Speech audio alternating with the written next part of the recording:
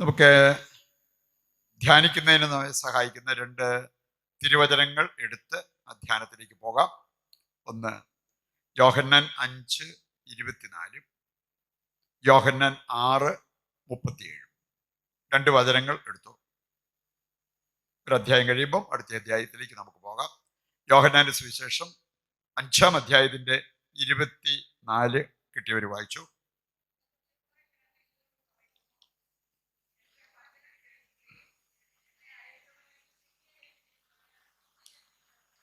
എൻ്റെ വചനം കേട്ട് എന്നെ അയച്ചവനെ വിശ്വസിക്കുക, അവർക്ക് നിത്യജീവൻ കിട്ടും. നിങ്ങളൊന്ന് ചിന്തിക്കുക, നമുക്ക് രോഗസൗഖ്യം തരാനാണോ ദൈവത്തിന് എളുപ്പം, അതോ നിത്യജീവൻ നൽകാനാണോ എളുപ്പം? എളുപ്പം എന്താ? ഈ രോഗസൗഖ്യം തരാൻ എന്ത് എളുപ്പമാണെന്നറിയോ? രോഗസൗഖ്യം തരാൻ ഒരു തളർവാദ രോഗിയെ അവര് കട്ടിലോടുകൂടി താഴേക്ക് ഇറക്കിയപ്പോഴത്തേക്കും കർത്താവ് ആദ്യം പറഞ്ഞത്, നിന്റെ പാപം ക്ഷമിക്കപ്പെട്ടിരിക്കുന്നു.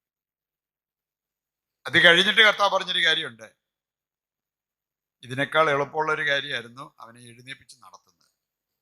പക്ഷേ അത് കാണാൻ പറ്റും, ഇത് കാണാൻ പറ്റത്തില്ല. അതുകൊണ്ടാണ് ഞാൻ ഇത് പറഞ്ഞത്. ഇതാണ് കൂടുതൽ പ്രധാനപ്പെട്ടത്. അവന്റെ പാപത്തിൽ നിന്ന് അവൻ മോചിതനാവുക. അതിന് ഈ പറഞ്ഞത് നടന്നു എന്ന് സ്ഥിരീകരിക്കാൻ വേണ്ടി കർത്താവ് പറഞ്ഞൊരു കാര്യം. ഇതിന് വലിയ പ്രാധാന്യമൊന്നും കർത്താവ് കൽപ്പിച്ചില്ല. എഴുന്നേറ്റ് നിന്റെ കട്ടിലും തലവെച്ചുകൊണ്ട് നീ പോവാൻ. നമ്മളൊക്കെ ചിലപ്പോ അതാണ് ഏറ്റവും വലിയ കാര്യം എന്നും വിചാരിച്ചുകൊണ്ടിരിക്കുന്നത്. നമ്മൾ ചിലപ്പം പാപാവസ്ഥയിൽ കഴിയുമ്പോഴും ഒരു കുംഭസാരത്തെ കുറിച്ച് ചിന്തിക്കുന്നതിനേക്കാൾ തളർന്നു കിടക്കുന്നവൻ എഴുന്നേറ്റ് ഓടുന്നതിനെ കുറിച്ചാണ് നമ്മുടെ ചിന്ത മുഴുവൻ. പക്ഷെ കർത്താവ് നമ്മളെ പഠിപ്പിക്കുന്നത് ഇതിനേക്കാൾ എന്ന് പറഞ്ഞാല് ഇവനെ എഴുന്നേൽപ്പിക്കുന്നതിനേക്കാൾ എനിക്ക് കുറച്ചുകൂടി വില കൊടുക്കേണ്ട ഒരു കാര്യമാണ് നിന്റെ നിത്യജീവൻ. നമുക്കാണേലും സൗഖ്യം കിട്ടാൻ നമ്മൾ പ്രാർത്ഥിക്കണമെന്ന് പോലും ഇല്ല കേട്ടോ. എല്ലാവരും പ്രാർത്ഥിച്ചതിന്റെ പേരില് നമുക്ക് വേണേൽ സൗഖ്യം കിട്ടാം. പക്ഷെ അതിനേക്കാൾ നിത്യജീവൻ നേടണമെങ്കിൽ നമ്മൾ കുറച്ചുകൂടി വില കൊടുക്കണം. അതുപോലെ തന്നെ ആത്മീയ തലത്തിൽ നമുക്ക് ഉയർച്ച ഉണ്ടാകണമെങ്കിൽ അതിന് വില കൊടുക്കണം. അതിന് ഞാന് വില കൊടുത്ത് പ്രാർത്ഥിക്കണം, വില കൊടുത്ത് ജീവിക്കണം. അങ്ങനെയുള്ളപ്പോഴത്തേക്കാണ് ഇത് സാധ്യമാവുക. സഭയിൽ നമ്മൾ ഓർക്കുന്നൊരു വിശുദ്ധനുണ്ട്, വിശുദ്ധ ബ്ലെയ്സ്. അദ്ദേഹത്തിന്റെ ഒരു പ്രത്യേകത ഞാൻ കണ്ടിട്ടുണ്ട്. അമേരിക്കയിലൊക്കെ ഈ ദിവസം ഒരു കുർബാനയ്ക്ക് വരുന്നവര് ചിലപ്പോൾ 2 മെഴുകുതിരിയും കൊണ്ട്. എന്തിനാണെന്നറിയോ? ആ മെഴുകുതിരി അച്ഛനിങ്ങനെ അവരുടെ കഴുത്തേലേക്ക് ഇങ്ങനെ വിലങ്ങനെ വെച്ചിട്ട് അവർക്ക് വേണ്ടി പ്രാർത്ഥിക്കും. കാരണം തൊണ്ടയ്ക്ക് രോഗമുള്ളവർക്ക് സൗഖ്യം കിട്ടാൻ വിശുദ്ധ ബ്ലെയ്സിന്റെ ആ ഒരു മാധ്യസ്ഥം വളരെ സഹായകരമാണ്. ഇദ്ദേഹത്തെ കൊലക്കളത്തിലേക്ക് കൊണ്ടുപോകുന്ന ആ സമയത്ത് ഒരു സ്ത്രീ ഓടി വന്ന്, കാരണം ഈ മനുഷ്യനിലൂടെ ഒരുപാട് സൗഖ്യം കിട്ടിയതിനെ കുറിച്ച് കേട്ടിട്ടുണ്ട്. ആ മനുഷ്യൻ ഓടി വന്നിട്ട് പറഞ്ഞു, എൻ്റെ മകള് മീൻ കഴിച്ചപ്പോൾ മുള്ളു തൊണ്ടയിൽ ഉടക്കി, അവളെ ആലസ്യപ്പെട്ട് ഇരിക്കുക, അവൾ അതിൻ്റെതായിട്ടുള്ള വലിയ ബുദ്ധിമുട്ടി ആയിരിക്കുകയാണ്. അപ്പം അതുകൊണ്ട് ദയവ് ചെയ്ത് അവളെ ഒന്ന് സുഖപ്പെടുത്തണം, അതിനുവേണ്ടി പ്രാർത്ഥിക്കണമെന്ന് പറഞ്ഞു. ബ്ലെയ്സ് പ്രാർത്ഥിച്ചു. അവളുടെ തൊണ്ടയിൽ ഉടങ്ങിയ മുള്ളും പോയി, അവളുടെ പ്രയാസങ്ങളെല്ലാം മാറി നോർമലായിട്ട്. എനിക്ക് മരിക്കാനായിട്ട് കൊണ്ടുപോകുന്ന സമയത്ത് പോലും ഒരു സൗഖ്യം കൂടെ കൊടുത്തിട്ടാണ് പോയത്. അങ്ങനെ ഒരു അനുഗ്രഹം ഉണ്ടായത് കൊണ്ടാണ് അദ്ദേഹത്തെ ഇങ്ങനെ തൊണ്ടയുടെ അസുഖങ്ങളുടെ മധ്യസ്ഥനായിട്ട് വെച്ചത്. ഈ വിശുദ്ധൻ ദൈവത്തിനു വേണ്ടി ജീവിച്ച് വിശ്വാസത്തിനു വേണ്ടി നിലകൊണ്ട ഒരു വ്യക്തിയാണ്. ഇദ്ദേഹത്തെ വിശ്വാസം ത്യജിക്കാൻ അദ്ദേഹത്തെ നിർബന്ധിച്ചു. അവസാനം അവർ പറഞ്ഞു, ജീവിക്കണോ അതോ വിശ്വാസം ത്യജിക്കണോ? 2 ഓപ്ഷനേ ഉള്ളൂ മുമ്പിൽ. ഒന്നുകില് നീ നിന്റെ വിശ്വാസം ത്യജിച്ച് യേശുവിലുള്ള വിശ്വാസം ത്യജിച്ചാൽ നിനക്ക് ഇനി മുമ്പോട്ട് ജീവിക്കാം, അല്ലെങ്കിൽ മരിക്കാൻ റെഡി ആയിക്കോ. നമ്മളൊക്കെയാണ് വേണമെങ്കിൽ ആദ്യത്തേതിലേക്ക് ചാടി വീഴാനുള്ള പരിശ്രമം നടത്തുന്നത്. എങ്ങനെയെങ്കിലും കുറച്ചാളോട് ജീവിക്കണമെന്നേ. വിശ്വാസം സാരമില്ല, ഇങ്ങനെ ഒരു സാഹചര്യം വന്നുകൊണ്ടാണല്ലോ. അങ്ങനെയൊക്കെ പറഞ്ഞ് ന്യായീകരിച്ചെന്ന് വരാം.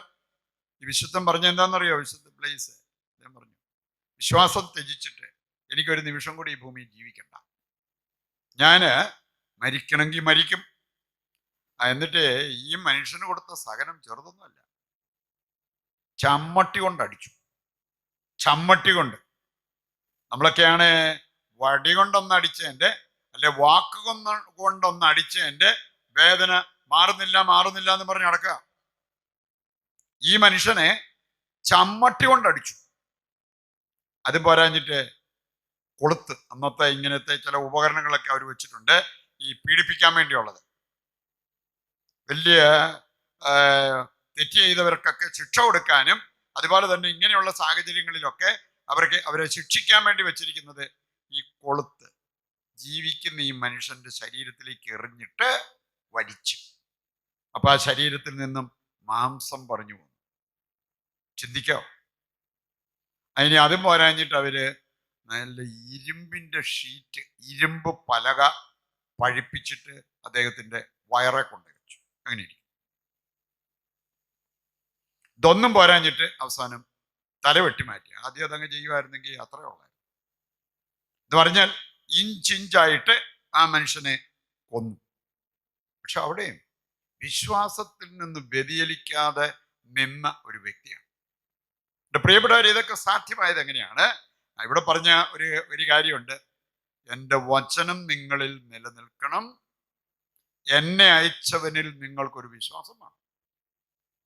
പിതാവായ ദൈവത്തെ വിശ്വാസത്തിൽ ഏറ്റെടുത്ത പിതാവായ ദൈവത്തെ സ്നേഹിക്കാനും അവിടുന്ന് അയച്ച യേശു തന്നെയാകുന്ന വചനം ഹൃദയത്തിൽ നിറച്ച് ജീവിക്കാനും തയ്യാറാകുന്നവർക്കുണ്ടാകുന്ന ഒരു ആത്മീയ കരുത്തെന്ന് പറഞ്ഞാൽ അസാധാരണമായ ഒരു കരുത്താണ്. അതാണ് നമ്മൾ നേടിയെടുക്കേണ്ടത്. അപ്പൊ നമ്മൾ ഈ പ്രാർത്ഥിക്കാൻ ഒരുമിച്ച് കൂടുമ്പോഴും വചനം കേൾക്കുമ്പോഴും എല്ലാം നമ്മുടെ ലക്ഷ്യം അതിലേക്ക് പോകണം. ഇനി അതല്ലെങ്കിൽ നമ്മളിങ്ങനെ മരണം വരെ ചൊറി മാറാനും ഇച്ചിരി കാശുണ്ടാകാനും വിദേശത്തൊന്ന് പോകാനും കല്യാണം ഒന്ന് നടക്കാനും സ്ഥലം വയ്ക്കുമ്പോൾ ഇച്ചിരൂടെ കാശ് കൂടുതൽ കിട്ടാനും പശു ആടുമൊക്കെ പ്രസവിച്ച ഇച്ചിരി പാല് കൂടുതൽ കിട്ടാനും ഇത് മാത്രമേ കാണുള്ളൂ നമ്മുടെ പ്രാർത്ഥനയ്ക്ക് വിഷയം. പരിതാപകരം എന്ന് പറയേണ്ടി വരും. കാരണം നമ്മൾ പഠിക്കേണ്ടത് പഠിച്ചിട്ടില്ല. നിങ്ങൾക്കറിയാലോ, വചനം നമ്മെ ഓർമ്മിപ്പിക്കുന്ന ഒരു കാര്യമുണ്ട്. ചോദിച്ച് ചോദിച്ച് ചോദിച്ച് വാങ്ങിക്കേണ്ടത് ആത്മീയ കാര്യങ്ങളാണ്. മറ്റ് ഭൗതിക കാര്യങ്ങള് നിങ്ങൾ ചോദിക്കാതെ തന്നെ കർത്താവ് കൂട്ടിച്ചേർത്ത് തരാമെന്നാ പറഞ്ഞ് മത്തായി 6:33 വായിച്ചാൽ അവിടെ തന്നെ പറഞ്ഞിരിക്കുന്നത്.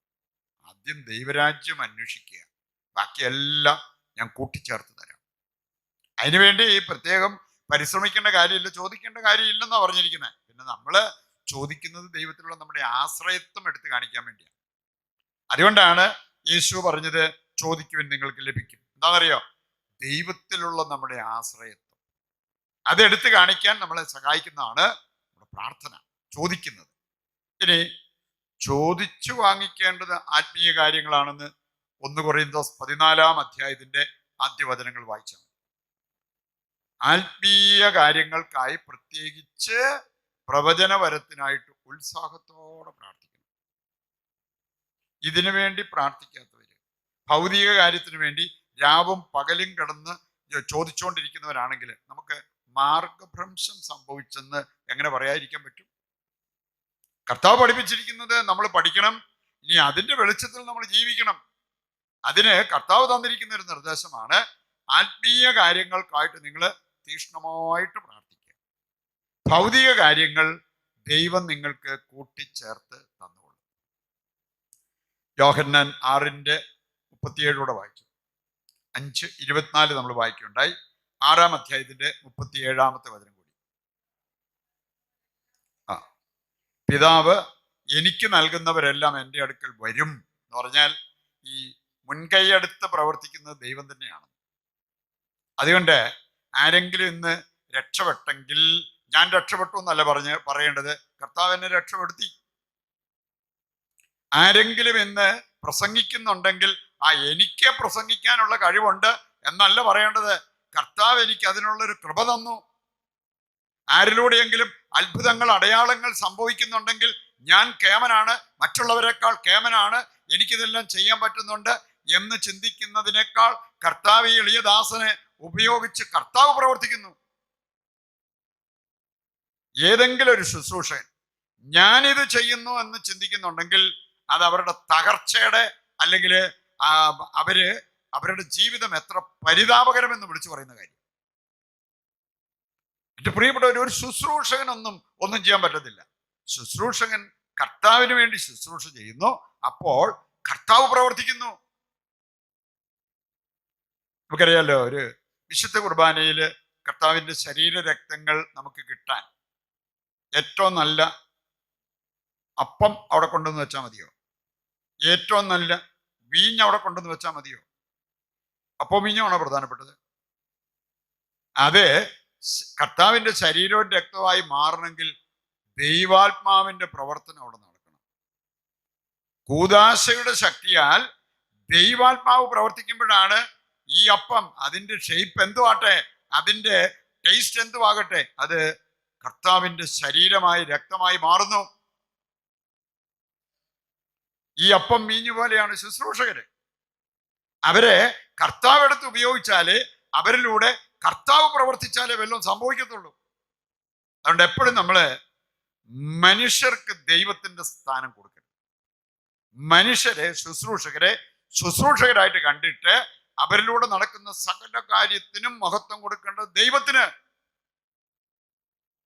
ആ രീതിയിൽ ചിന്തിക്കാനും ആ രീതിയിലൊക്കെ ഒന്ന് ജീവിക്കാനും സാധിക്കുന്നവർ അവർക്കാണ് ആത്മീയ പക്വത വന്നത്. അതിലേക്കാണ് നമ്മള് ഉയരേണ്ടത്. അല്ലാതെ ഈ മരണം വരെ ഇങ്ങനെ എന്തെങ്കിലും ഒരു നക്കാപ്പീച്ച അനുഗ്രഹം കിട്ടി അതുകൊണ്ട് ഞാൻ മുമ്പോട്ട് പൊക്കോളാം എന്ന് പറയേണ്ടവരല്ല നമ്മൾ ദൈവത്തിന്റെ മക്കളായിട്ട് മാറി നമ്മുടെ ആത്മാവ് രക്ഷപ്പെടണം. ആത്മരക്ഷ, അതാണ് നമ്മുടെയൊക്കെ ലക്ഷ്യം.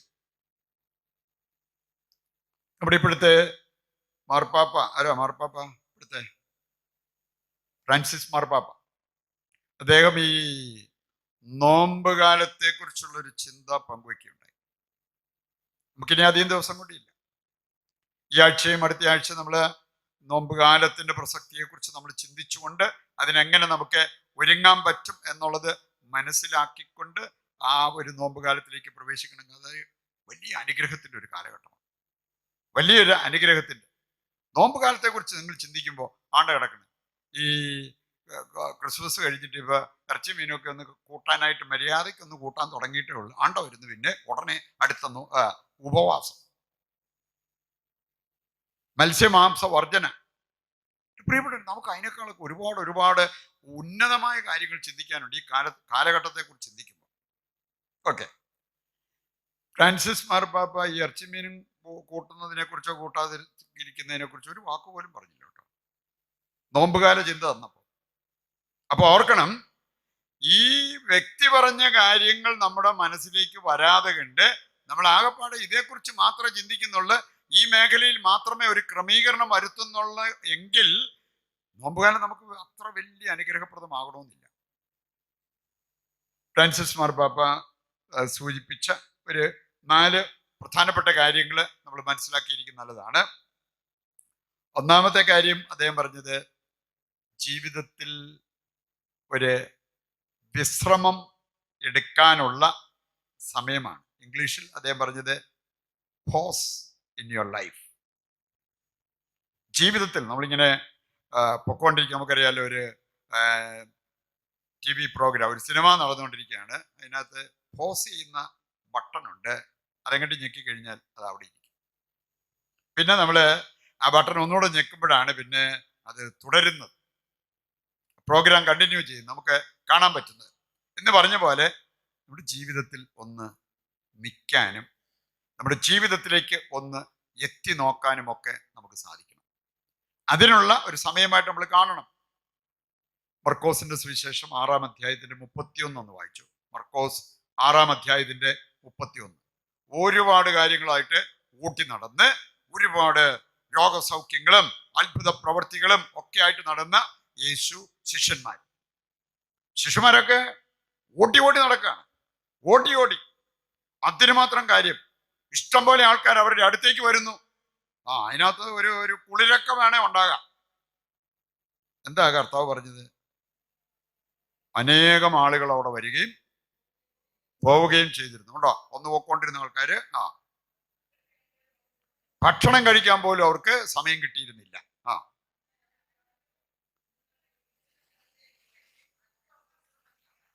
ചിലരൊക്കെ പറയും, ഈ കർത്താവിന് ബോധമില്ലേ? ഇത്രയും ആളുകൾ വന്ന് ഇത്രയും പരിപാടികൾ നടക്കുമ്പോഴത്തേക്കും ഇപ്പോഴാണോ വിശ്രമിക്കേണ്ടത്? ബോധമുള്ളവരാണ് ഇത് പറയുമോ? എന്റെ പ്രിയപ്പെട്ടവരെ, ശരിയായ ബോധം ഉണ്ടായിരുന്നത് കൊണ്ടാണ് കർത്താവ് ഇത് പറഞ്ഞത്. ഈ ബോധമില്ലാത്ത ശുശ്രൂഷകർ ഇഷ്ടംപോലെ ഉണ്ട്. നമുക്ക് ഈ വിശ്രമം ഇല്ലെങ്കിലും നമുക്ക് ശുശ്രൂഷ ചെയ്യാം. ഈ വിശ്രമം ഇല്ലെങ്കിലും നമുക്ക് പ്രസംഗിക്കാൻ പറ്റും. ഈ വിശ്രമം ഇല്ലെങ്കിലും നമുക്ക് അത്ഭുതങ്ങൾ കാണിക്കാൻ പറ്റും.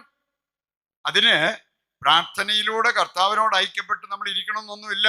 പക്ഷേ അത് ദൈവത്തിന്റെ പ്രവൃത്തിയായി മാറില്ല, നമ്മുടെ തന്നെ പ്രവർത്തനമായിട്ട് അത് ഒതുങ്ങിപ്പോകും. അതല്ല വേണ്ടത്. ശുശ്രൂഷകർക്ക് വേണ്ടത് അതല്ല. ശുശ്രൂഷകർക്ക് കർത്താവിനോട് ചേർന്ന് നിൽക്കുമ്പോൾ അവരിലൂടെ കർത്താവ് പ്രവർത്തിക്കുന്നതാണ് ഏറ്റവും പ്രധാനപ്പെട്ട കാര്യം. അല്ലാതെ ഞാൻ എൻ്റെ കഴിവുകൊണ്ടോ എൻ്റെ ഓർമ്മശക്തി കൊണ്ടോ അങ്ങനെ കുറെ കാര്യങ്ങൾ ചെയ്ത് മുമ്പോട്ട് പോകുന്നതല്ല. ഇവിടെ ജോലിത്തിരക്ക് കാരണം ഇവർ മറന്നുപോയി പ്രാർത്ഥിക്കുന്ന കാര്യമൊക്കെ.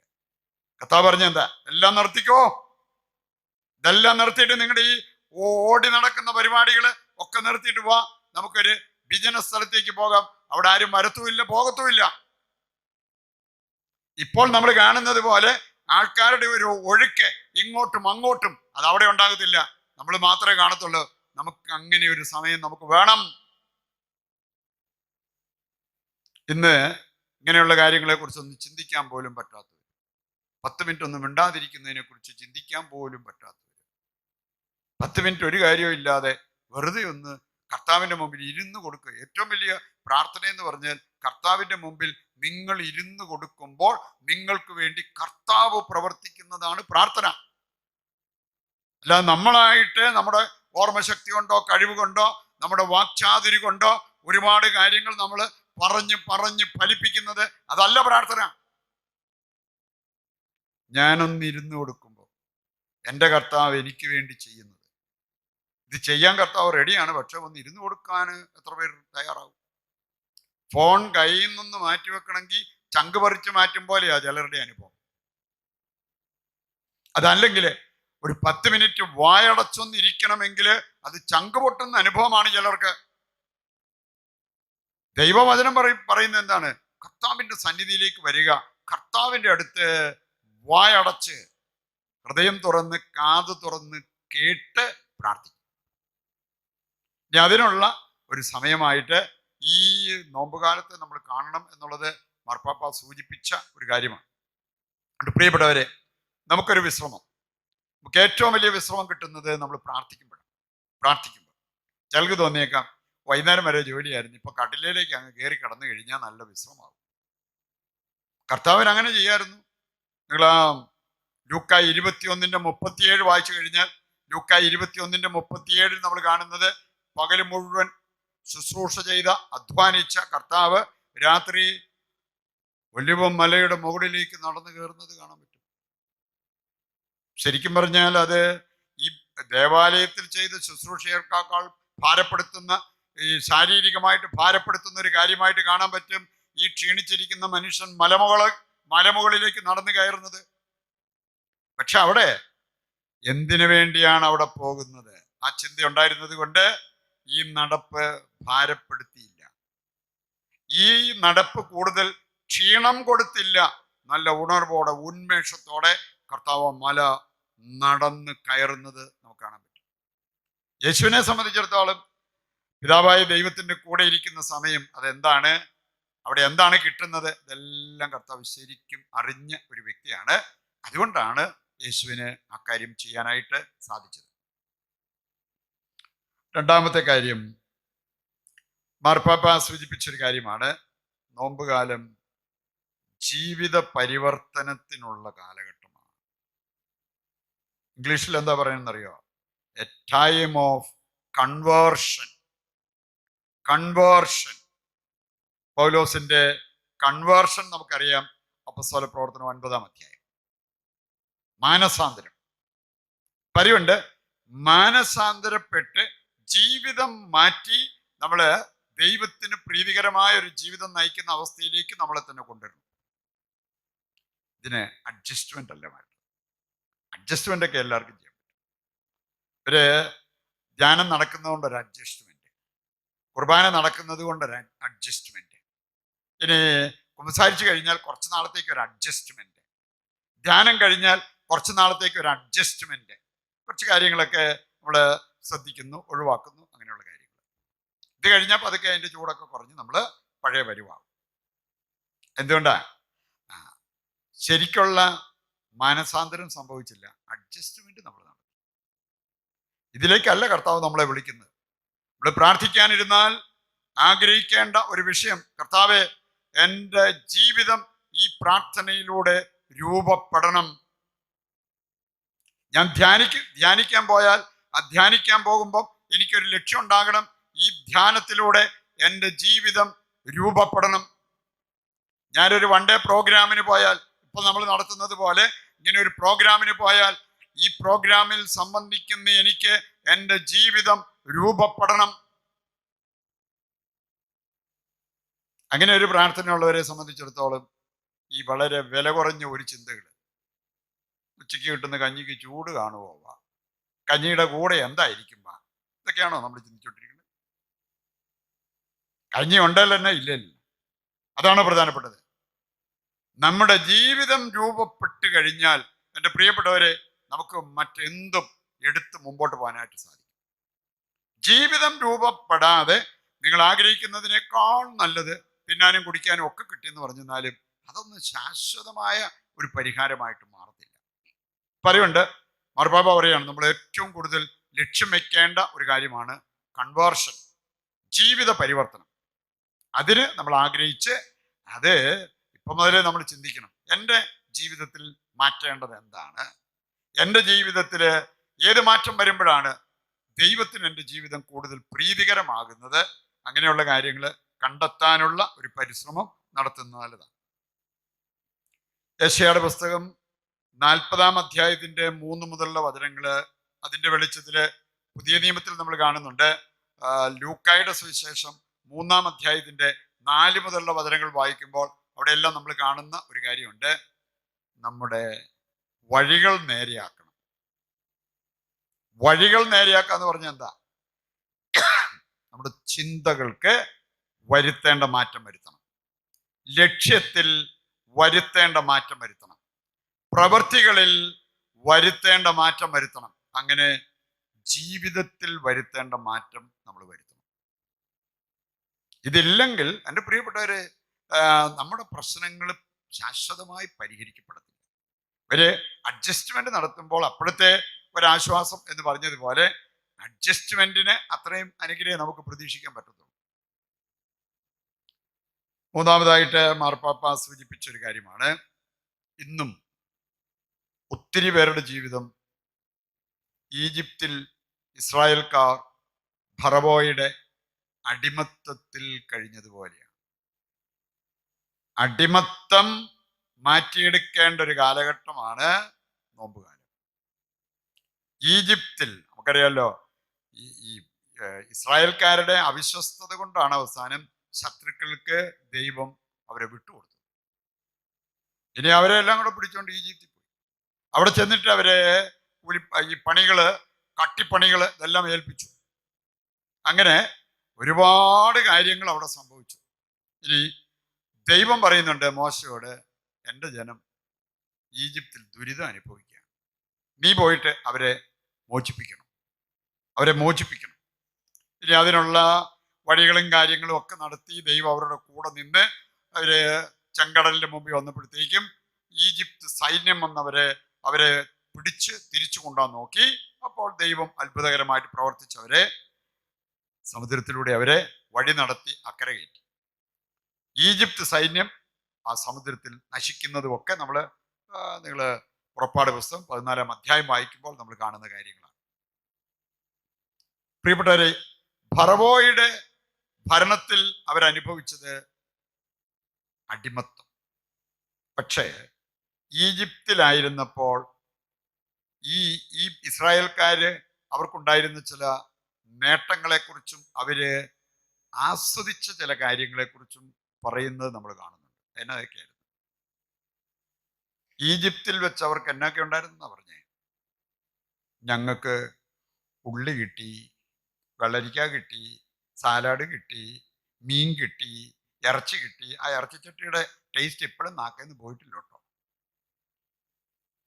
ഇസ്രായേൽക്കാർ പറഞ്ഞോണ്ടിരുന്ന ഞങ്ങൾക്ക് ഇതെല്ലാം കിട്ടി. മോശേ, നീ എന്തിനാ ഞങ്ങളെ അവിടെ നിന്ന് കൊണ്ടുവന്നിട്ട് ഇങ്ങനെ പട്ടിണി ഇട്ടേക്കുന്നത്? നീ എന്തിനാ ഞങ്ങളെ കൊലയ്ക്ക് കൊടുക്കാൻ വേണ്ടി അവിടെ നിന്ന് ഇങ്ങോട്ട് കൊണ്ടുവന്നത്? മോശയ്ക്കെതിരെ പെറുപെറുക്കുന്ന ഇസ്രായേൽക്കാരെ കാണാൻ സാധിക്കും, ദൈവത്തിനെതിരെയും പെറുപെറുക്കുന്നവര്.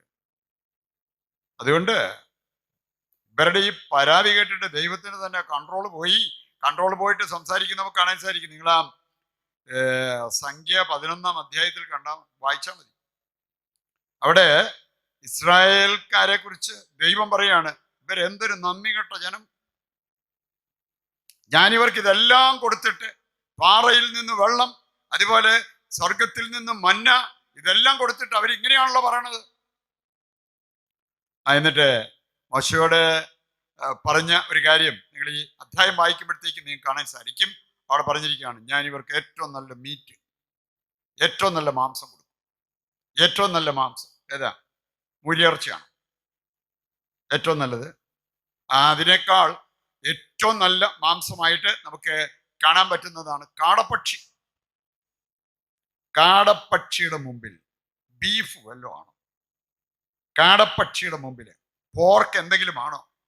കർത്താവ് പറഞ്ഞൊരു കാര്യം, ഞാൻ അവർക്ക് കാടപ്പക്ഷി കൊടുക്കും.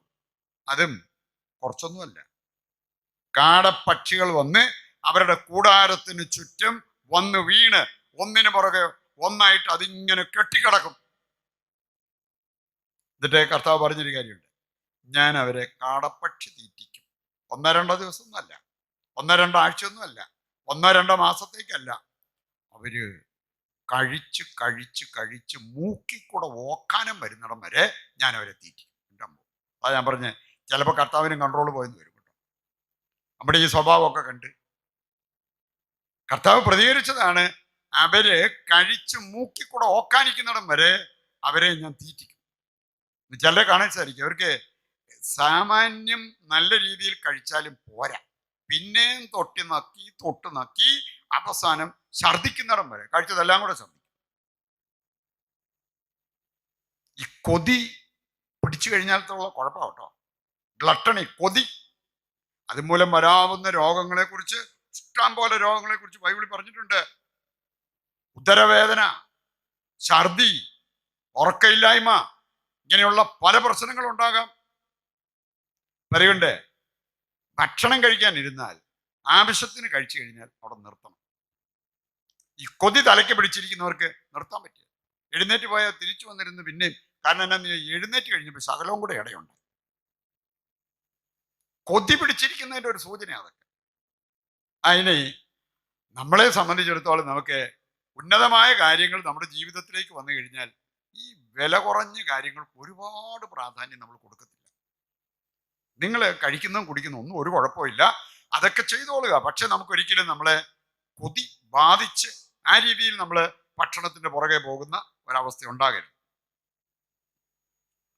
അതിന് നമ്മളെ അടിമകളാക്കി വെച്ചിരുന്ന അവര് ഈ ഉള്ളിയുടെയും വെള്ളരിക്കായുടെയും ഇറച്ചിയുടെയും ഒക്കെ പേരില് അവര് പറഞ്ഞു അവിടുത്തെ ജീവിതം വളരെ ആസ്വാദ്യമായിരുന്നു. പക്ഷെ അവിടെ ശരിക്കും എന്തായിരുന്നു ഉണ്ടായിരുന്നത്? ഫറവോയുടെ അടിമത്തത്തില് അവര് കഴിഞ്ഞിരുന്നപ്പം അവർക്കുണ്ടായിരുന്നത് എന്താ? അടിമത്തം. ഈ അടിമത്തത്തെ കുറിച്ച് ചിന്തിക്കാതെ ഈ ഭക്ഷണ സുഖത്തെ കുറിച്ചോ അല്ലെങ്കിൽ അങ്ങനെയുള്ള കുറച്ച് കാര്യങ്ങളെ കുറിച്ച് മാത്രം ചിന്തിച്ചവര്. നമുക്ക് വേണമെങ്കിൽ ഈ അടിമത്തത്തിൽ തുടരാം. ഈ അടിമത്തത്തിൽ തുടരുന്ന വ്യക്തികളുണ്ട്. അറിയണമെങ്കിൽ നിങ്ങൾ വായിച്ചോ, യോഹന്നാന്റെ സുവിശേഷം എടുത്തോ, 8-ാം അധ്യായം അതിന്റെ 31 മുതൽ ഒന്ന് വായിച്ചാൽ. യോഹന്നാന്റെ സുവിശേഷം 8-ാം അധ്യായത്തിന്റെ 31 മുതലുള്ള വചനങ്ങളിൽ പറയുന്നൊരു കാര്യമുണ്ട്. നമ്മള് വചനം കേട്ടാ പോരാ, വചനത്തിൽ നിലനിൽക്കണം.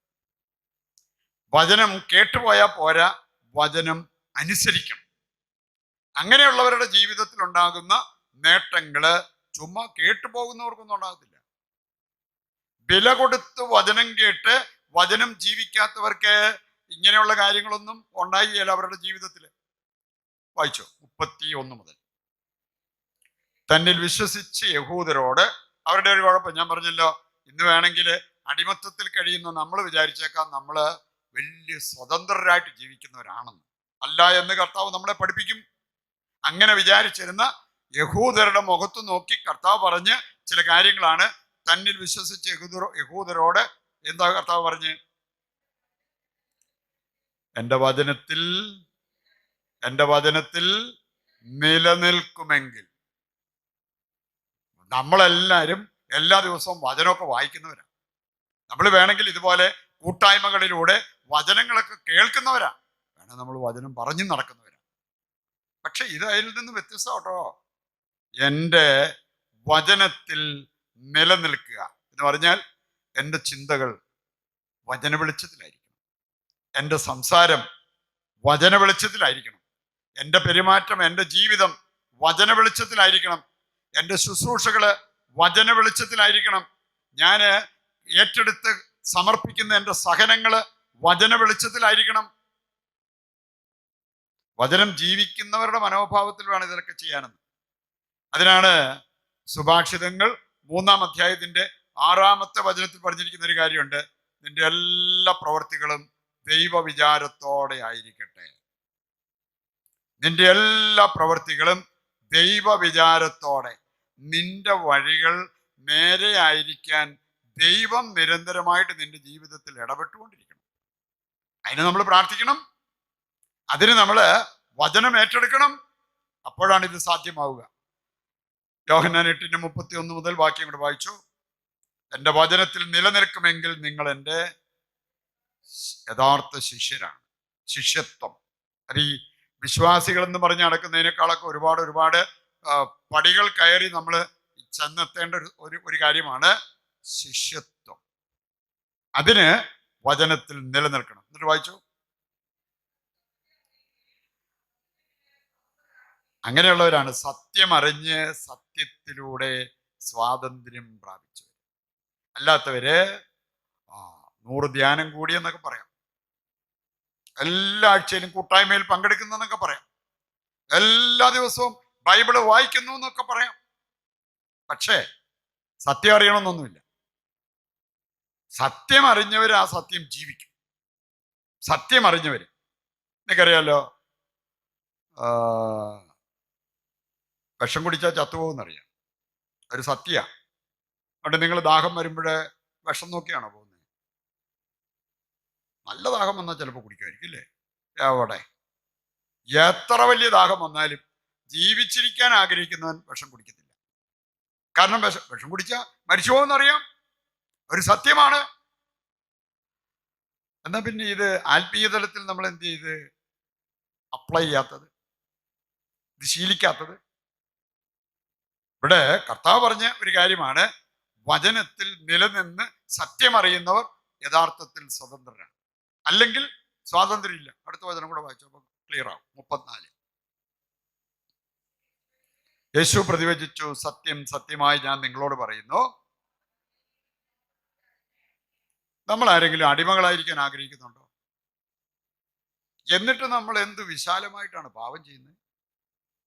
എത്ര ലാഘവ ബുദ്ധിയോട് കൂടിയാണ്. ഇതൊന്നും കുഴപ്പമില്ല, ഇതൊക്കെ എല്ലാവരും ചെയ്യുന്നതാണേ, ഇത് ചെയ്താലും നമുക്ക് അടുത്ത ശനിയാഴ്ച സംസാരിക്കാൻ പറ്റുന്നേ. ലാഘവ ബുദ്ധിയോടുകൂടി പാപത്തിലേക്ക് പോകുന്നു, പാപസുഖത്തിലേക്ക് പോകുന്നു. കർത്താവ് വചനത്തിൽ പറയുകയാണ്, നിങ്ങൾ പാപം ചെയ്യുമ്പോൾ നിങ്ങൾ അടിമത്തം ഏറ്റെടുക്കുക. പാപം ചെയ്യുന്നവൻ പാപത്തിന്റെ അടിമയാണ്. ഈ അടിമത്തം മാറ്റാനുള്ള ഒരു കാലഘട്ടമായിട്ട് നമ്മൾ നോമ്പ് കാലത്തെ കാണണം. അല്ലാതെ ഭക്ഷണ പദാർത്ഥങ്ങൾ കുറച്ച് ക്രമീകരിച്ച് നോമ്പ് ആചരിച്ചു എന്ന് പറഞ്ഞ് നമുക്ക് അഭിമാനിക്കാനൊന്നുമില്ല.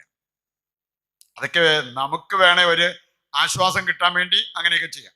പക്ഷെ അതിനേക്കാളല്ല, ഈ പറഞ്ഞ ക്രമീകരണങ്ങളെല്ലാം നമ്മളെ എത്തിക്കേണ്ടത് സത്യമറിഞ്ഞ് ആ സത്യത്തിലൂടെ സ്വാതന്ത്ര്യം പ്രാപിക്കും. പാപത്തിൽ നിന്ന് നമ്മുടെ ജീവിതം പറിച്ചെടുത്ത് പുണ്യങ്ങൾ അഭ്യസിക്കുന്ന ഒരു ജീവിതമാക്കി നമ്മുടെ ജീവിതത്തെ മാറ്റണം. അതിന് യഥാർത്ഥമായ മാനസാന്തരം നമ്മുടെ ജീവിതത്തിൽ സംഭവിക്കണം. അതിലേക്കാണ് ദൈവം നമ്മെ ക്ഷണിക്കുന്നത്. സ്വാതന്ത്ര്യം, ഇതേക്കുറിച്ചും മാർപ്പാപ്പ കൃത്യമായിട്ട് നമ്മളെ ഓർമ്മിപ്പിക്കുന്നുണ്ട്.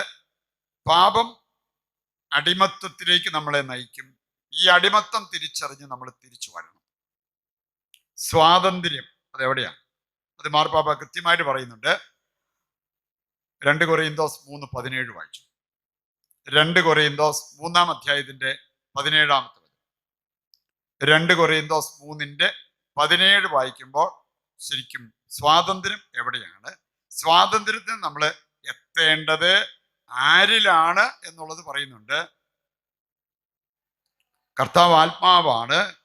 കർത്താവിൻ്റെ ആത്മാവ് ഉള്ളിടത്ത് സ്വാതന്ത്ര്യമുണ്ട്. സ്വാതന്ത്ര്യം വേണ്ടവര് എത്തേണ്ടത് കർത്താവിൻ്റെ ആത്മാവിൽ. ഇനി അതല്ലാതെ ഒരുപാട് എന്നോട് കൽപ്പിച്ചുകൊണ്ടിരിക്കുന്ന എൻ്റെ അപ്പൻ, ഈ അപ്പനൊന്ന് ചത്താ മതിയായിരുന്നു, എന്നാൽ പിന്നെ എനിക്ക് സ്വാതന്ത്ര്യമായി. അതാണോ സ്വാതന്ത്ര്യം? എങ്ങനെയെങ്കിലും എൻ്റെ കല്യാണം നടന്നാൽ ഈ നരകത്തിൽ നിന്നൊന്ന് രക്ഷപ്പെടായിരുന്നു, എനിക്ക് ഇവിടെ നിന്നൊന്ന് ഫ്രീഡം കിട്ടിയേനെ. അതാണോ സ്വാതന്ത്ര്യം? കർത്താവ് ആത്മാവാണ്. കർത്താവിൻ്റെ ആത്മാവുള്ളിടത്ത് സ്വാതന്ത്ര്യമുണ്ട്. ഈ ആത്മാവിലേക്ക് വന്ന് ആത്മാവിലുള്ള ജീവിതം നയിക്കാൻ തുടങ്ങിയ വ്യക്തികൾക്ക് അവരുടെ കൈകാലുകളിലെ ചങ്ങല അടിമത്തമായി തോന്നില്ല. ആരെങ്കിലും അവരോട് കൽപ്പിക്കുന്ന കാര്യങ്ങൾ അടിമത്തമായിട്ട് തോന്നത്തില്ല.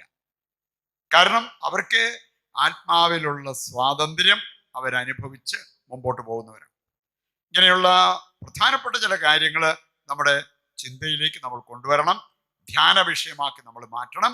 അങ്ങനെ നമ്മുടെ ജീവിതത്തെ ഒന്ന് ക്രമീകരിക്കാൻ സാധിച്ചു കഴിഞ്ഞാൽ എൻ്റെ പ്രിയപ്പെട്ടവരെ, വലിയ നേട്ടം നമ്മുടെ ജീവിതത്തിൽ വരും എന്നുള്ളത് നാം തിരിച്ചറിയണം.